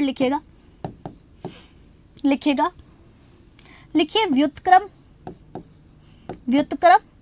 संकरण, रेसिप्रोकल क्रॉस। बहुत अच्छा शब्द है ये, देखो रेसिप्रोकल क्रॉस। देखो, इसको पहले मुझे थोड़ा सा आपको समझाना पड़ेगा, फिर ही लिखाना पड़ेगा। तो देखो, जैसे कि मान लो कोई एक ए पौधा था और एक बी पौधा था, तो एक बार जब आपने संकरण कराया तो उस समय में जो ए पौधा था, ये ए पौधा नर था, और बी पौधा था, ये बी पौधा क्या हो गया? मादा। तो मैम, जब एक बार आपने संकरण कराया तो उस समय में ए को आपने नर के रूप में लिया और बी को आपने मादा के रूप में लिया। लेकिन अब जब आप संकरण करवाओगे तो उस समय में ए को आप क्या करोगे? तो ए को ले लिया आपने यहाँ पर मादा के रूप में और बी को ले लिया आपने नर के रूप में। तो मेरे हिसाब से समझ में आ गया होगा कि यहाँ पर हम कर क्या रहे हैं। तो यहाँ पर हम उल्टा कर रहे हैं। क्या कर रहे हैं? तो पहले ए को आपने नर के रूप में लिया, अब सेकंड बार में ए को आपने मादा के रूप में ले लिया, ठीक है। अच्छा, बी को पहले आपने मादा के रूप में लिया, इस बार आपने इसको नर कर दिया। तो ऐसा जो क्रॉस होगा, इस क्रॉस को आप व्युत्क्रम संकरण कहोगे। मेरे हिसाब से यहाँ तक आपको समझ में आ रहा होगा। तो लिख दो यहाँ पर कि व्युत्क्रम संकरण क्या होता है। तो व्युत्क्रम संकरण में लिखिए ऐसा संकरण जिसमें ए को नर तथा बी को मादा रूप में लिया एवं अगली बार ए को नर एवं बी को मादा रूप में लिया, और जो संकरण करा दिया जाएगा उसी संकरण को आप यहाँ पर व्युत्क्रम क्रॉस के नाम से या रेसिप्रोकल क्रॉस के नाम से जानते हो। मतलब अल्टा पलटी कर ली। एक बार ए को आपने नर कहा और बी को मादा कहा, दूसरी बार आपने ए को मादा बोल दिया और बी को क्या कह दिया? नर कह दिया। यही तो कह रहे हैं। तो ए को पहले हमने नर लिया, बी को मादा लिया, दूसरी बार में देखो ए को हमने क्या कर दिया? वापस लिख दिया क्या? वही लिख दिया मैंने चलो, तो अगली बार हमने ए को क्या ले लिया? तो ए को यहाँ पर मादा ले लिया। मैंने तो चेंज ही नहीं किया, लिख देती हूँ। ए को हमने मादा ले लिया और बी को क्या ले लिया? तो बी को यहाँ पर नर ले लिया। ये लो, ठीक है। चलो, तो ये देखो, ये 4 डब्बे बंद कर देती हूँ। ये डब्बा कौन है? देखो, ढंग से दिख रहा है तुम्हें? ये देखो, समझ में आ गया होगा कि पहली बार तो ए को नर लिया, बी को मादा लिया, दूसरी बार ए को आपने मादा लिया और बी को नर ले लिया। ऐसा अल्टा पलटी करके जो क्रॉस करा दिया गया उसको हम व्युत्क्रम क्रॉस के नाम से जानते हो। मेरे हिसाब से यहाँ तक आपको समझ में आ गया होगा, ठीक है। चलिए आगे बढ़े, नेक्स्ट चलते हैं। चलो, अब कुछ एक विद्यार्थी जो मुझसे जानना चाह रहे हैं कि मैम आपका नाम क्या है ना? तो उन विद्यार्थियों से मैं यही कहूँगी कि मेरा नाम है नयना। देखो, मुझसे पढ़ रहे हो और आपको मेरे बारे में भी नहीं पता। अभिनव अवस्थी, ये नाम है मेरा, समझ गए? चलो, तो जो विद्यार्थी मुझसे जानना चाह रहे हैं कि मैडम आपका नाम क्या है, तो मेरा नाम नयना अभिनव अवस्थी है भाई, ठीक है। चलो आगे बढ़ते, नेक्स्ट चलिएगा। तो मैम व्युत्क्रम क्रॉस तक तो हो गया, अब क्या बचा? तो अब बचा मैम एक प्रभावी लक्षण और एक अप्रभावी लक्षण। तो 20वें नंबर पर लिखिएगा लिखिएगा प्रभावी लक्षण, और 21वें नंबर पर लिख दीजिएगा, क्योंकि एक इसलिए बढ़ गया क्योंकि मैंने आपको आउट क्रॉस एक्स्ट्रा करा दिया, जो बुक में लिखा हुआ नहीं है, आगे थ्योरी के रूप में लिखा हुआ है, तो मैंने इसको ऐसे ही शब्दावली के रूप में भी आपको लिखवा दिया, तो कोई दिक्कत नहीं है, पूछ लेते हैं पेपर में। तो एक लिख लीजिएगा प्रभावी लक्षण और एक लिख लीजिएगा अप्रभावी लक्षण। मैम प्रभावी लक्षण का मतलब क्या है, तो लिखिएगा, लिखिए F1 पीढ़ी में अपना प्रभाव दर्शाने वाला या प्रकट करने वाला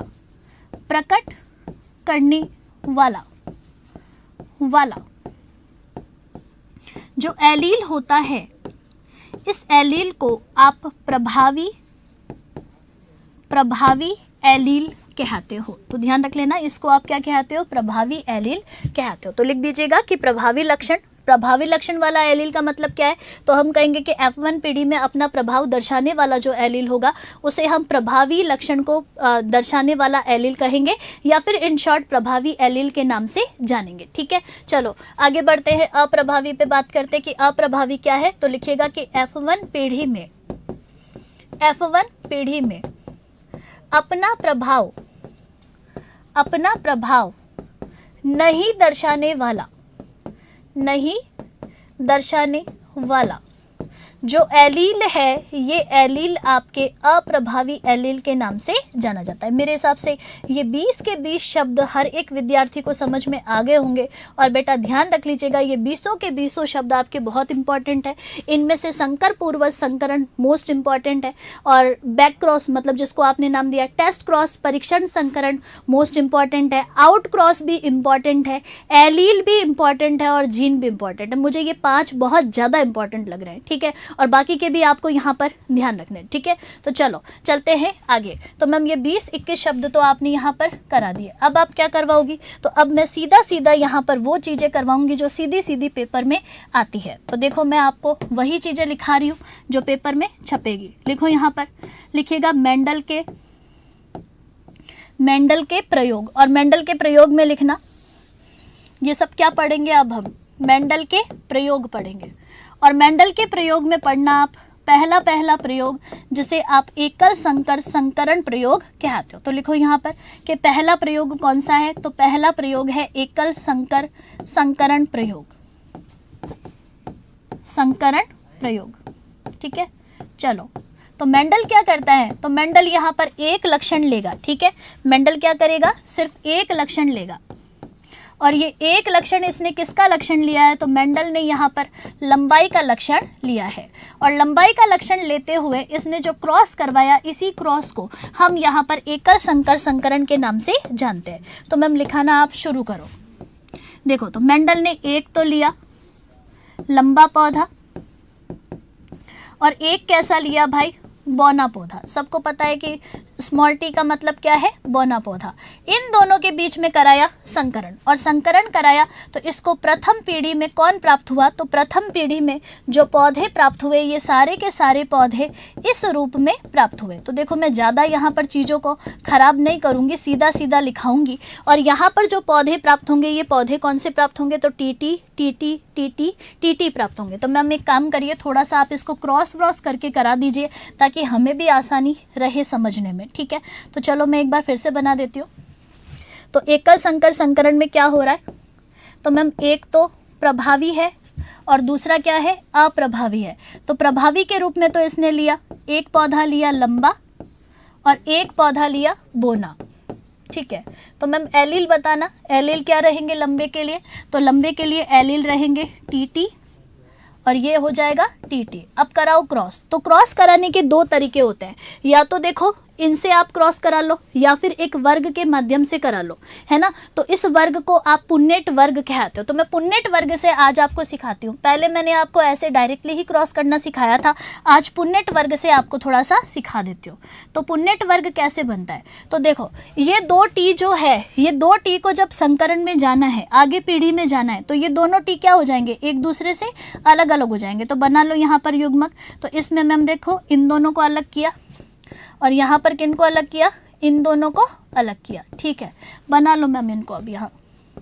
तो एक तरफ लिखना 2 बड़े टी और एक तरफ लिखना 2 छोटे टी। अब करा लो मैम आपस में क्रॉस, कितना आसान है। देखो ये टी इस टी के साथ जाएगा तो टी टी प्राप्त होगा, ये टी इस टी के साथ जाएगा तो टी टी प्राप्त होगा, ये टी इस टी के साथ जाएगा तो टी टी प्राप्त होगा, और ये टी इस टी के साथ जाएगा तो टी टी प्राप्त करेगा। ठीक है, अच्छा मैम ऐसे ही करके बता दो।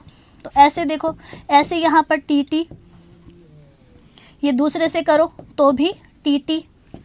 अच्छा मैम इसको अब इससे करो तो भी टी टी, और मैम देखो इसको अगर इस लास्ट से करोगी तो भी कौन प्राप्त होगा, टी टी। ठीक है, इसी तरीके से तो क्रॉस करते हैं। ठीक है, तो मेरे हिसाब से समझ में आ रहा होगा कि पहली पीढ़ी के अंदर जो ये आपने बनाया ये कौन सा वर्ग है, तो ये पुन्नेट वर्ग है। एक बार एलडीसी की परीक्षा में सवाल आया था कि ये बताइए कि पुन्नेट वर्ग का संबंध किससे होता है। तो पुन्नेट वर्ग का संबंध आपके मैं कह सकती हूँ कि जेनेटिक से होता है। अब थोड़ा सा खोपड़ी लगाओ, जहाँ पर बड़ा टी आएगा वो पौधा कैसा निकलेगा, तो जहाँ पर बड़ा टी आएगा वो पौधा आपके लंबा निकलेगा, लेकिन कैसा, शुद्ध या अशुद्ध, तो हम कहेंगे अशुद्ध लंबा। तो लिख दो यहाँ पर कि यहाँ पर जो पौधे प्राप्त हुए पहली पीढ़ी के अंदर, ये जितने भी पौधे प्राप्त हुए ये कौन सी पीढ़ी है, तो ये पहली पीढ़ी है। और पहली पीढ़ी के अंदर जो पौधे आपको प्राप्त हुए ये कैसे पौधे हैं, तो हम कहेंगे देखो मैम ये पौधा भी है लंबा। अच्छा मैम ये पौधा भी कैसा है, लंबा। अच्छा मैम ये पौधा भी कैसा है, लंबा, और ये पौधा भी कैसा है, लंबा। लेकिन कैसा लंबा, शुद्ध लंबा या अशुद्ध लंबा, तो हम कहेंगे दोनों एक जैसे होते तब तो हम शुद्ध कहते। अब दोनों अलग अलग होंगे तो हम कहेंगे कि इसे हम शुद्ध नहीं अशुद्ध कहेंगे। तो ध्यान रख लीजिएगा कि ये अशुद्ध लंबा है, ये भी अशुद्ध लंबा है, ये भी अशुद्ध लंबा है, और ये भी अशुद्ध लंबा होगा। तो मैं लिख देती हूँ अ शब्द का मतलब है अशुद्ध, ध्यान रख लेना है ना। अ का मतलब क्या है, अशुद्ध। तो मैं शॉर्ट में लिख रही हूँ अशुद्ध लंबा, अशुद्ध लंबा, अशुद्ध लंबा और अशुद्ध लंबा। अब हमसे पेपर में क्या पूछे जाते हैं, तो यहाँ पर देखो प्रथम पीढ़ी के अंदर है ना, तो ध्यान रखना कि एकल संकर संकरण प्रयोग में आपको प्रथम पीढ़ी में है ना, प्रथम पीढ़ी में क्या पूछा जाएगा, तो प्रथम पीढ़ी में यानी F1 पीढ़ी में आपको पूछा जाएगा जीनोटाइप और फिनोटाइप। तो इसको नोट करना। ठीक है, तो लिखो यहाँ पर जीनोटाइप, जीनोटाइप। तो कोई कहे कि जीनोटाइप आपको क्या प्राप्त हुआ, तो जीनोटाइप तो आपको सारे के सारे एक जैसे ही प्राप्त हो रहे हैं। देखो T T T T T T T T कितने प्रकार का है, तो सिर्फ एक ही प्रकार का है। सिर्फ एक जैसा कैसे, एक प्रकार का कैसे, क्योंकि सारे के सारे एक जैसे दिखाई दे रहे। तो जीनोटाइप कैसा प्राप्त हुआ, तो जीनोटाइप तो मैडम ये प्राप्त हुआ हमें, ये देखो क्या ही बोले, 1:1:1:1:1। समझ में आ रहा है, कोई मतलब नहीं। दूसरा देखो अगर फिनोटाइप की बात करें कि मैम फिनोटाइप कैसा प्राप्त हुआ है ना, फिनोटाइप या फिर लक्षण प्रारूप कैसा प्राप्त हुआ, तो मैडम कहेगी कि सारे के सारे पौधे आपको कैसे दिखाई दे रहे, अशुद्ध लंबे। तो लिख दीजिएगा कि सभी के सभी आपको कैसे दिखाई दिए, अशुद्ध लंबे। तो लिख देती हूँ कि फिनोटाइप कैसा प्राप्त हुआ, तो फिनोटाइप में आपको सभी लंबे पौधे प्राप्त हुए, पहली पीढ़ी में सभी लंबे प्राप्त हुए। लेकिन कैसे, तो हम कहेंगे मैम अशुद्ध लंबे। ठीक है, अशुद्ध लंबे। चलो, तो मैम पहली पीढ़ी में तो कुछ निकला ही नहीं, इसीलिए मेंडल दुखी हो जाता है और कोशिश करता है कि अब F1 पीढ़ी को जनक के रूप में लेता हूँ और आगे इस क्रॉस को और बढ़ाता हूँ। तो अब मेंडल क्या करेगा, तो अब मेंडल F1 पीढ़ी के पौधों के बीच में संकरण कराएगा। तो मैम देखो ये पहली पीढ़ी है और ये पहली पीढ़ी के पौधे हैं। चलो कर देते हैं संकरण। यहाँ पे स्वपरागण होगा, तो पहली पीढ़ी में जो पौधा प्राप्त हुआ उसी में जब स्वपरागण कराया गया तो मेंडल को क्या प्राप्त होगा, तो मैडम यहाँ पर थोड़ा सा करो इसको इस तरीके से मैनेज। लो, ये कौन सी पीढ़ी है, ये F1 पीढ़ी है, और इस बार F1 पीढ़ी को आप कैसे ले रहे हो, जनक के रूप में ले रहे हो और क्या करा रहे हो, क्रॉस करा रहे हो। तो मैम इसको बनाना, तो ये हो गया T और ये भी कैसा हो गया, T। अच्छा मैम इसको करना, ये हो गया T और ये भी हो गया T। अब कराओ क्रॉस, तो लो मैम कराओ, कराते हैं, क्या प्राप्त होगा, अलग अलग पेन से कराते हो। इस T को इस T के साथ भेजूँ तो 2 बड़े T प्राप्त हुए, इस T को इस छोटे T के साथ भेजूँ तो 1 बड़ा T छोटा T प्राप्त हुआ। इस बार चेंज करो पेन, इसको जब इसके साथ भेजा तो T और T प्राप्त हुआ, और इसको जब इस T के साथ भेजा तो कौन प्राप्त हुआ, तो आपको स्मॉल t प्राप्त हुआ। लो मैडम, अब बताओ कि कौन कैसा निकला। तो देखो देखने में कौन कैसा होगा, तो मैम ये होगा लंबा, लेकिन कैसा लंबा, तो मैम ये शुद्ध लंबा होगा, क्योंकि दोनों कैसे हैं, एक जैसे हैं, तो ये प्योर आपके टॉल होगा, शुद्ध लंबा होगा। अच्छा मैम ये पौधा कैसा होगा, तो ये पौधा भी लंबा होगा, लेकिन कैसा होगा, अशुद्ध लंबा होगा, ठीक है, अशुद्ध लंबा होगा। अच्छा मैम ये पौधा कैसा प्राप्त हुआ, तो ये पौधा आपके अशुद्ध लंबा प्राप्त हुआ। और लास्ट आपसे पूछे कि ये पौधा कैसा प्राप्त हुआ, तो ये पौधा आपको बोना प्राप्त हुआ, और लेकिन कैसा, तो शुद्ध बोना प्राप्त हुआ। मेरे हिसाब से ये चीज़ आपको समझ में आ गई होगी। अच्छा मैम ये चारों पौधे जो प्राप्त हुए ये कौन सी पीढ़ी होगी, तो ये दूसरी पीढ़ी होगी, F2 पीढ़ी होगी। तो अब हमसे पेपर में क्या पूछेंगे, तो हमसे पूछेंगे कि एकल संकर संकरण में जो दूसरी पीढ़ी है इसका फिनोटाइप क्या है और जीनोटाइप क्या है। तो आ जाओ यहाँ पर बात करते हैं कि इसके फिनोटाइप और जीनोटाइप क्या होंगे। तो कर देते हैं, चलो यहीं साइड में कर देते हैं।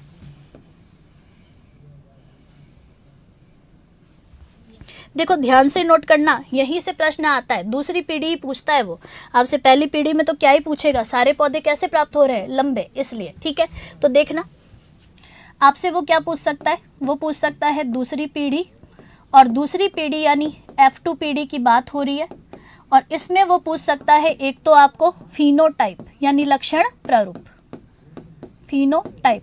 तो फिनोटाइप कैसा प्राप्त हुआ, तो आप कहोगे मैम 3 पौधे लंबे और 1 पौधा बोना, तो 3 तो हुए हैं लंबे और 1 पौधा हुआ है प्राप्त आपको बोना। तो आपसे परीक्षा में पूछ ले कि दूसरी एकल संकर संकरण प्रयोग में दूसरी पीढ़ी में फिनोटाइप क्या प्राप्त हुआ, तो आप कहोगे 3:1 यानी 3 पौधे लंबे और 1 पौधा प्राप्त हुआ है बोना। मेरे हिसाब से ये चीज़ भी आपको समझ में आ गई होगी, ठीक है। अब मैम थोड़ा सा इसको अलग करो और अब जीनोटाइप के बारे में बताओ। तो लिखो यहाँ पर जीनोटाइप, दूसरे नंबर पर लिखना जीनोटाइप। अच्छा मैम जीनोटाइप क्या प्राप्त हुआ, तो यहाँ से उठा लो इनको। तो मैम देखो एक तो प्राप्त हुआ है टी, बड़ा टी, एक प्राप्त हुआ है एक बड़ा टी छोटा टी, ठीक है, और एक प्राप्त हुआ है यहाँ पर स्मॉल टी, गिनो। तो ये जो बड़ा टी है ये 1 पौधा है, ठीक है। स्मॉल टी, अच्छा एक बड़ा टी स्मॉल टी ऐसे 2 है, तो यहाँ लिख दो 2, और 2 छोटे टी जहाँ पर आ रहे हैं वो कितना पौधा है, 1 पौधा है। तो हम कहेंगे मैम ये रेशियो कितना होगा, तो ये रेशियो 1:2:1 का होगा। तो मैम यही चीज़ें हमसे परीक्षा में पूछी जाती है, ठीक है। तो मेरे हिसाब से समझ में आ गया होगा कि एकल संकर संकरण प्रयोग में दूसरी पीढ़ी का फिनोटाइप पूछे तो 3:1 होगा, जीनोटाइप पूछे तो 1:2:1 होगा। मेरे हिसाब से ये चीज़ आपको समझ में आ गई होगी। देखो अच्छा आपसे बोले कि ये बताओ कि दूसरी पीढ़ी में आपको कुल जीनोटाइप क्या प्राप्त हुआ है ना, सॉरी कुल फिनोटाइप क्या प्राप्त हुआ। तो आप कहोगे कुल फिनोटाइप का मतलब है 3 और 1 को जोड़ लूंगा तो कितना प्राप्त हो जाएगा, 4 प्राप्त हो जाएगा। अच्छा आपसे पूछ ले कि दूसरी पीढ़ी में जो जीनोटाइप प्राप्त हुआ ये कितने प्रकार का है, तो ये कितने प्रकार का है, 1, 2 और 3 प्रकार का। तो मेरे हिसाब से समझ में आ रहा होगा कि यहाँ पर अगर आपसे जीनोटाइप के प्रकार पूछे है ना, दूसरी पीढ़ी में जीनोटाइप के प्रकार पूछे तो कितने तरीके के दिख रहे हैं तुम्हें, ये 3 तरीके के दिख रहे हैं ना। ये देखो एक बड़ा टी, एक बड़ा टी, 2 छोटे टी, तो मैम ये प्रकार कितने हो जाएंगे, 3। जबकि अगर मैम यहाँ पर दूसरी पीढ़ी में मुझे कुल फिनोटाइप पूछ लिया तो इसको नीचे लाती हूँ और लिखती हूँ, भाई नीचे ही लाना पड़ेगा, आज तो इलाज ही नहीं है। कुल फिनोटाइप पूछ लिया तो कुल फिनोटाइप कैसे निकालूंगा, तो कुल फिनोटाइप के लिए आपको 3 के साथ में 1 जोड़ना पड़ेगा, तो कितना आ जाएगा, 4 आ जाएगा। और यही चीज़ आपके बार बार कहाँ पूछी जा रही है, सीईटी में पूछी जा रही है ना। तो ये दोनों सवाल आपके कहीं सीईटी में आए हुए, ध्यान रख लेना, ऐसे ही सवाल आपसे पूछे जा रहे हैं। तो मेरे हिसाब से मोटा मोटा आपको समझ में आ गया होगा कि मैडम ने आपको क्या लिखाया है, ठीक है। तो कुल फिनोटाइप पूछे तो 4 बता देना, फिनोटाइप का रेशियो पूछे तो 3:1 बता देना, है ना। जीनोटाइप पूछे तो 1:2:1 बता देना। अच्छा जीनोटाइप के प्रकार पूछ ले तो कितने बता देना, 3 बता देना। सारी चीज़ें मैंने आपको समझा दी है। तो ये एकल संकर संकरण प्रयोग हुआ खत्म। आगे बढ़ते हैं और अब बात करते हैं नेक्स्ट की, और नेक्स्ट लिखिएगा द्विसंकर संकरण प्रयोग। और द्विसंकर संकरण प्रयोग में तो मैं आपको कोई क्रॉस वगैरह बनवाऊंगी नहीं, क्योंकि क्रॉस बनाने में ही कम से कम 1 घंटा लगता है और कोई मतलब भी नहीं है, पेपर भी सिर पे है, जो आएगा वो बता दो, ठीक है। चलो तो लिख दो यहाँ पर द्विसंकर संकरण प्रयोग। देखो तो सबसे पहले ध्यान रखना कि यहाँ पर 2 लक्षणों को लिया और 2 लक्षणों को लेकर के संकरण कराया गया। अच्छा मैम, मेंडल ने कौन कौन से लक्षणों को लिया है, किन दोनों लक्षणों को लिया है? तो ध्यान रखना कि एक लक्षण तो उसने लिया है बीज की आकृति, और बीज की आकृति का मतलब क्या है? तो एक बीज तो होता है गोल और दूसरा कैसा होता है? झुर्रीदार। कल ही बताया था या पुरानी क्लास में भी लिखा चुकी हूँ। और दूसरा लक्षण कौन सा उठाया? तो दूसरा लक्षण लिखेगा यहाँ पर बीज का रंग, और बीज का रंग आपको पता है कि प्रभावी कौन सा होता है? तो प्रभावी होता है पीला और अप्रभावी कौन सा होता है? हरा। तो मैम इनको उठाया था, है ना। ये 2 लक्षण लिए थे और मेंडल ने जब संकरण कराया था तो इसे हम द्विसंकर संकरण के नाम से जानते हैं। अब इसके मैं सीधे रिजल्ट लिखा रही हूँ। सीधे रिजल्ट क्यों लिखा रही हूँ? क्योंकि सीधे रिजल्ट ही आपसे परीक्षा में पूछे जाते हैं। तो यहीं पर लिख लीजिएगा भाई, द्विसंकर संकरण प्रयोग में। देखो बहुत अच्छी राइटिंग में साइड में मैं लिख रही हूँ, लिखते जाना। देखो लिखिएगा दूसरी पीढ़ी, पहले तो लिखना दूसरी पीढ़ी, यानी F2 जनरेशन की हम बात कर रहे हैं, ठीक है। F2 जनरेशन में एक सवाल तो वो आपसे पूछता है जीनोटाइप का, कि जीनोटाइप क्या प्राप्त हुआ। तो मैडम यहाँ पर जो जीनोटाइप है, ये जीनोटाइप बहुत बड़ा है, लेकिन फिर भी मैम NCERT छाप रही है तो हमें भी पता होना चाहिए। तो लिख दो यहाँ पर 122, 412, ऐसे याद किया हुआ है मैंने, तो आप भी ऐसे याद करना। 121, ये वाला जीनोटाइप यहाँ पर प्राप्त हुआ है। तो अगर आपसे पूछ ले कि द्विसंकर संकरण प्रयोग में दूसरी पीढ़ी का जीनोटाइप क्या है, तो 122, 412, 121 है, ठीक है। तो देख लो यहाँ पर बहुत लंबा सा ये जीनोटाइप है, हालांकि संभावना कम है, लेकिन फिर भी मैम पशु परिचर का कंपटीशन बहुत बड़ा है, बच्चे बहुत ज़्यादा है, तो हो सकता है कि NCERT सीधा ही किताब में से उठा के पूछ ले, तो आपको पता होना चाहिए, ठीक है। लिख दो। अच्छा, एक आध विद्यार्थी कह रहा है मैम ये CET में आया है, तो भाई आएंगे, है ना, आएंगे, जरूर आएंगे। चलो अच्छा मैम, दूसरी पीढ़ी में अगर मुझे जीनोटाइप के प्रकार पूछ ले कि ये बता दो कि जीनोटाइप के प्रकार क्या है, तो गिनना तो थोड़ा कितने प्रकार है, ये देखो 1, 2, 3, 4, 5, 6, 7, 8 और 9। तो ध्यान रख लेना जीनोटाइप के प्रकार कितना है, तो 9 होंगे। कितने हो जाएंगे? 9। ये भी इंपॉर्टेंट है क्योंकि CET में शायद ये भी आया हुआ है। चलो आगे बढ़ते हैं, नेक्स्ट। अब मैम दूसरी पीढ़ी ही चल रही है, कौन सी पीढ़ी चल रही है? दूसरी पीढ़ी ही चल रही है, दूसरी पीढ़ी की ही बात कर रहे हैं हम। अब मैम दूसरी पीढ़ी में अगर मुझसे फिनोटाइप पूछ लिया, लक्षण प्रारूप पूछ लिया, तो मैं क्या लिखूंगा? तो फिनोटाइप में ध्यान रखना, रट लेना 9:3:3:1। आप में से बहुत से विद्यार्थियों को याद भी होगा, तो लिख लीजिएगा कि भाई फिनोटाइप क्या है। तो फिनोटाइप लिख लो 9:3:3:1 है, ठीक है। ये प्राप्त हुआ है क्या? आपके फिनोटाइप, है ना, यानी कि लक्षण प्रारूप। चलो अच्छा मैम, कुल फिनोटाइप पूछ ले, जो कि आजकल CET में पूछने का ट्रेंड चल रहा है, तो हो सकता है कि पशु परिचर में आ जाए, तो कैसे लिखूं? तो कुल फिनोटाइप के लिए आपको करना क्या पड़ेगा? सबको जोड़ दो। लो मैम, जोड़ना तो 9 और 6 कितने होते हैं? तो 9 और 6 15 और 1 16, तो कुल कितना प्राप्त हो जाएगा? 16। मेरे हिसाब से ये चीज़ भी आपको समझ में आ गई होगी, ठीक है। तो ये मोस्ट इंपॉर्टेंट चीज़ है जो मैं आपको सीधी सीधी लिखा रही हूँ, इनमें से कोई ना कोई परीक्षा में जरूर ना जरूर आपके फंसने वाली है। रट लेना, इनको कुछ भी नहीं है ना, हद ना हद आधा घंटा लगेगा, एक बार सुन लिया है बढ़िया से, एक बार थोड़ा सा और लिख लेना, हो जाएगा इससे काम। चलो आगे बढ़े, नेक्स्ट चलिएगा। अब कुछ नोट डालिएगा और नोट डाल के कुछ इंपॉर्टेंट चीज़ें लिखिएगा यहाँ पर। सह प्रभाविता, एक शब्द लिखो, सह प्रभाविता, कोडोमिनेंस।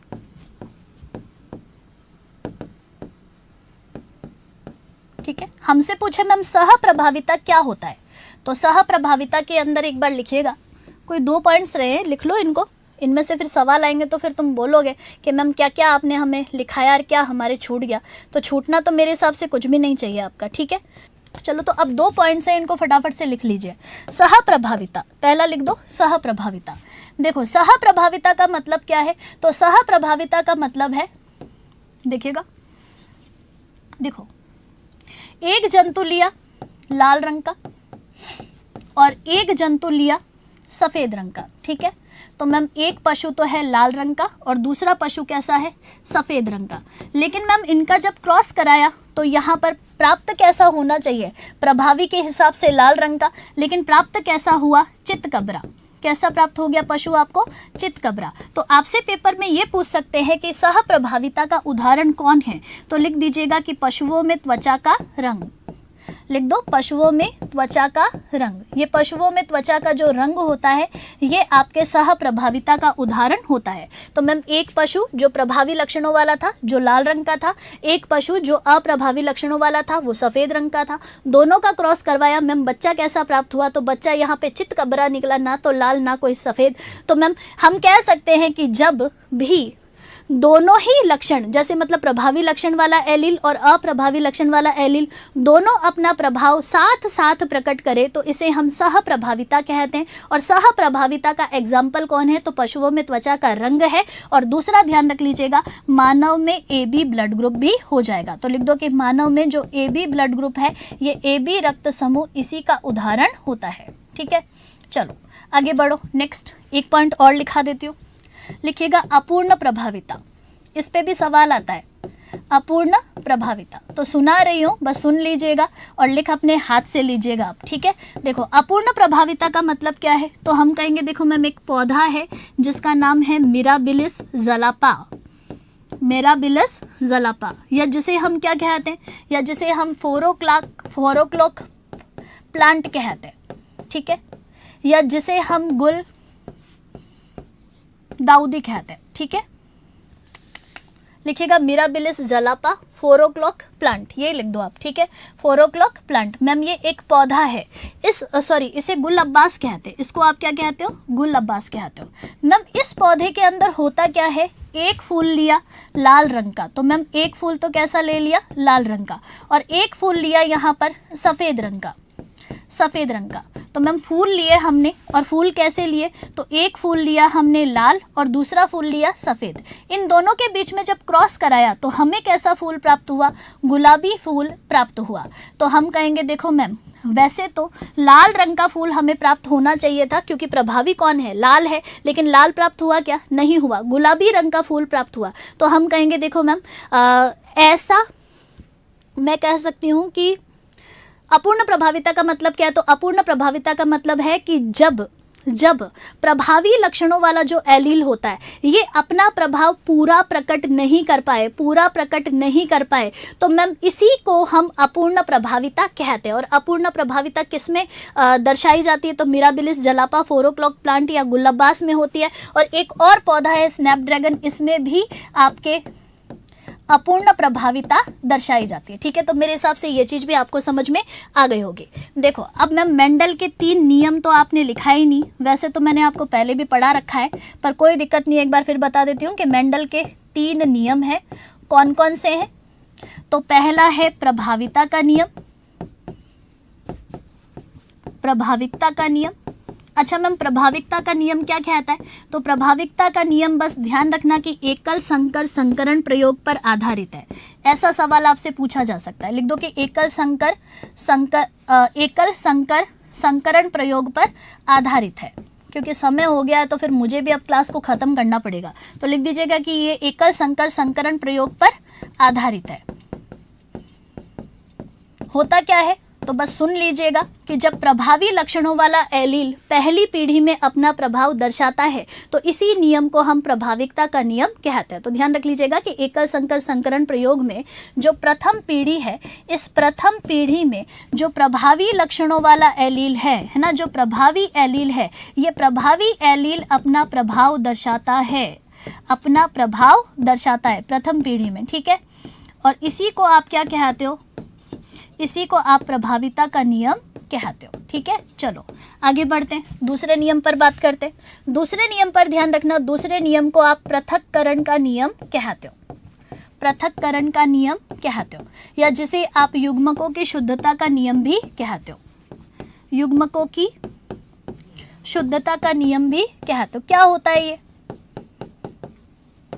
तो हम कहेंगे देखो मैम इसके अनुसार जब युग्मक बन रहे होते हैं तो युग्मक बनते समय दोनों एलील एक दूसरे से पृथक होते हैं। तो लिख दीजिएगा कि युग्मक निर्माण के समय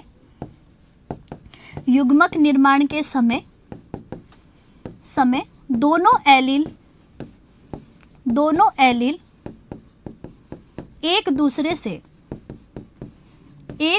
से पृथक हो जाते हैं, इसी को हम क्या कहते हैं? इसी को हम यहाँ पर पृथक्करण का नियम कहते हैं। तो मेरे हिसाब से समझ में आ गया होगा कि पृथक्करण का नियम का मतलब है कि युग्मक निर्माण के समय दोनों एलील एक दूसरे से जुदा हो जाते हैं, अलग अलग हो जाते हैं, इसी को हम पृथक्करण का नियम कहते हैं। अच्छा मैम, ये किस पर आधारित है? तो ये भी एकल संकर संकरण प्रयोग पर आधारित है। सीधा सवाल आता है कि ये बताओ कि एकल संकर संकरण प्रयोग पर आधारित मेंडल के कौन कौन से नियम है? तो 2 नियम है, पहला और दूसरा नियम। ठीक है, चलो चलते हैं आगे। थर्ड लिख दो बस, लास्ट, स्वतंत्र अपव्यूहन का नियम। और इसमें बस 2 पॉइंट आपको याद करने हैं। एक तो ध्यान रखना कि ये द्विसंकर संकरण प्रयोग पर आधारित है, द्विसंकर संकरण प्रयोग पर आधारित है। और इसका मतलब क्या है? तो इसका मतलब ध्यान रखना कि जब दूसरी पीढ़ी में, द्विसंकर संकरण की बात हो रही है, जब दूसरी पीढ़ी में